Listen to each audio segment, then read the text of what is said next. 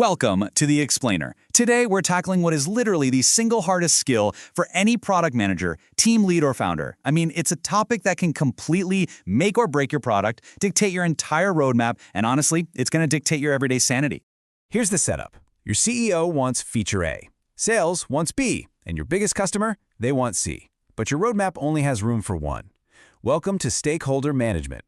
I mean, just imagine this for a second. Your CEO is urgently pushing feature A because of some new strategic vision. Sales is practically begging for feature B so they can close a massive deal. Meanwhile, your top external customer is absolutely demanding feature C. It feels like no matter what you choose, you're going to make someone incredibly angry. If you've ever been in this position, you already know the emotional toll, the pain, and just the sheer chaos of competing demands.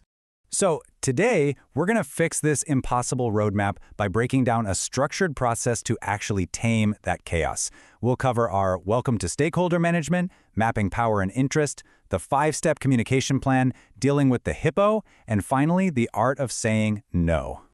All right, let's jump straight into Section 1, Welcome to Stakeholder Management. Think about it. Almost every project you work on depends on other people for the crucial support, investment, and resources you need to actually succeed.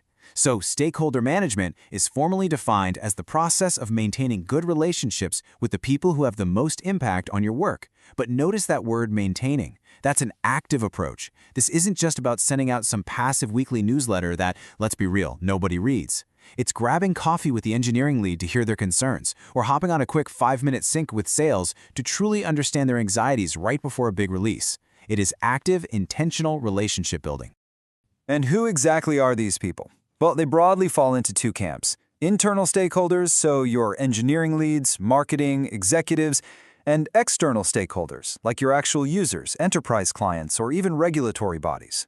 Now, treating them all exactly the same? That is a massive recipe for disaster. Just think about how an internal stakeholder's goals, say your engineering team wanting to slow down to fix technical debt, might aggressively clash with an external stakeholder's goal, like users wanting a flashy new feature yesterday. You have to be the bridge between them. Moving on to Section 2, Mapping Power and Interest. This brings us to the ultimate framework for getting clarity, the power and interest grid. By mapping everyone out, you instantly know your strategy. For example, someone with high power but low interest may be a really busy CFO. They don't want to know how the sausage is made, but if they get unhappy, they can literally pull your funding. So your goal? Just keep them satisfied. Contrast that with someone who has high power and high interest, like your direct project sponsor. Their reputation is tied to your success, so you've got to manage them closely and bring them right into the inner circle. For those with low power but high interest, keep them informed so they stay supportive. And low power, low interest, just monitor them.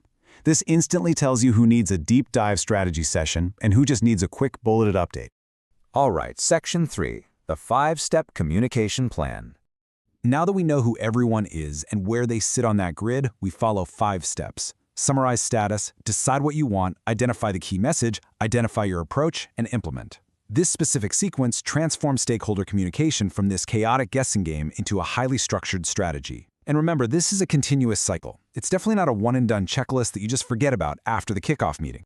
Step 1 is summarizing their status.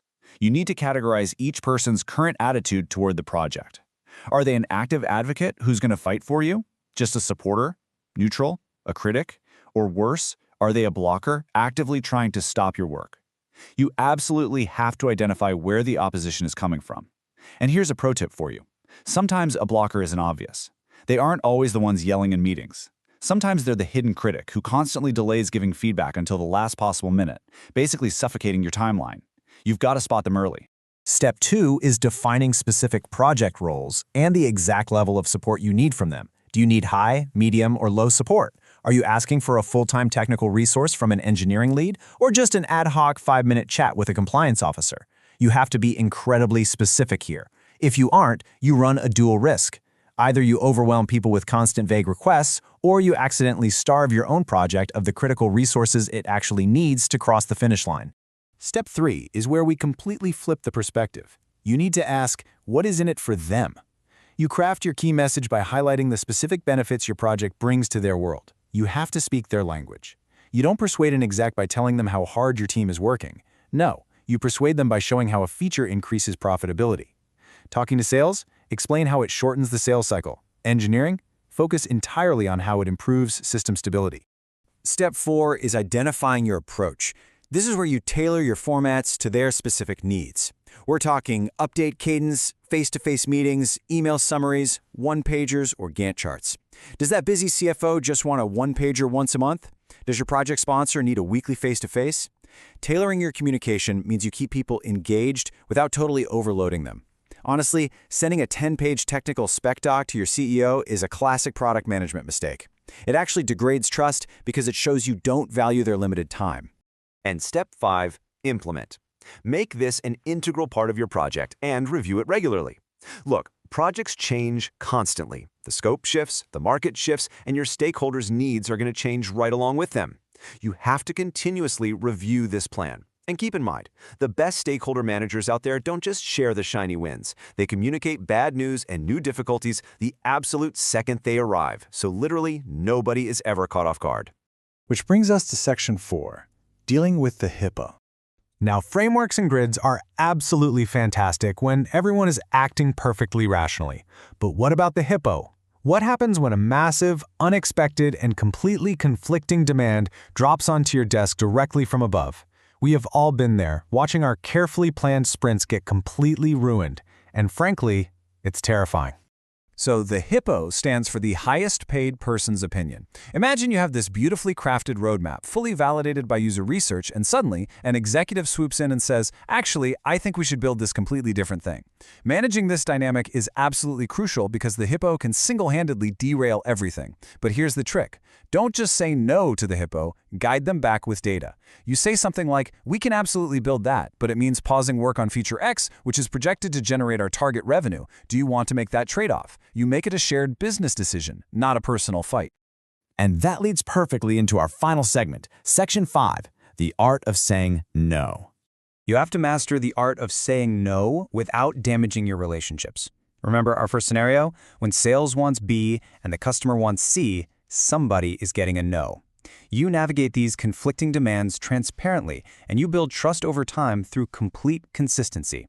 Saying no is actually a really powerful mechanism for building trust. It proves to your team and your stakeholders that you are fiercely protecting the product's core value, rather than just being a people pleaser. When they see your consistent logic, a no simply becomes, not right now, and here is exactly why. I really want you to remember this takeaway. It is not about keeping everyone happy. It's about keeping everyone aligned. That is the core thesis of everything we've talked about today. If your goal in stakeholder management is universal happiness, you are going to end up building a bloated, confusing Frankenstein product that completely fails in the market. Your goal is absolute alignment. Just make sure everyone understands the why behind your decisions, even if their specific pet feature didn't make the cut this quarter. Ultimately, by managing stakeholders effectively, you act as a shield. You protect your team's ability to put their heads down and do truly great work. You turn the chaos of competing demands into the clarity of a shared vision. So ask yourself right now, what is the one uncomfortable no you need to deliver tomorrow to save your product? Let me know your absolute hardest PM challenge in the comments below, and please don't forget to subscribe for more explainers just like this one.